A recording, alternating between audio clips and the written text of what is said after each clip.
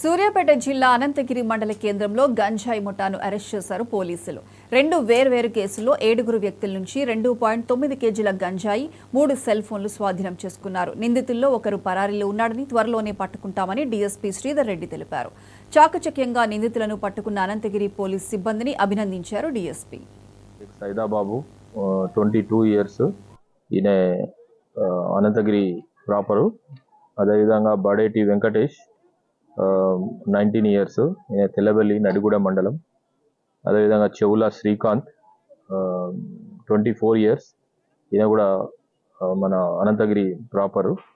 So వీళ్ళ దగ్గర ఒక్కొక్కరి దగ్గర దాదాపు మొదటి వ్యక్తి సతీష్ దగ్గర 1 కేజీ, మిగతా 3 వ్యక్తుల దగ్గర దాదాపు 300 గ్రాముల గంజాయి చొప్పున స్వాధీనం చేసుకోవడం జరిగింది.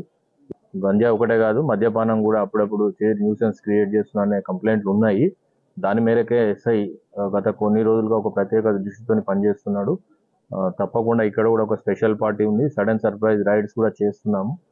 తల్లిదండ్రులు కూడా ఇలాంటి దృష్టిలో పెట్టుకొని తల్లిదండ్రులు కూడా తమ పిల్లలు ముఖ్యంగా సాయంత్రం సమయాల్లో ఎక్కడికి పోతున్నారు, ఎక్కడికి వస్తున్నారు అని అబ్జర్వ్ చేసుకోవడము వాళ్ళ యొక్క విధి. వాళ్ళ పిల్లలే ఖరాబ్ అవుతారు కాబట్టి, వాళ్ళే చెడిపోతారు కాబట్టి ఎన్డీపీఎస్ యాక్ట్ మాదక ద్రవ్యాల నిరోధక చట్టంలో నిబంధనలు అనుసరించి పశ్చిమ గోదావరి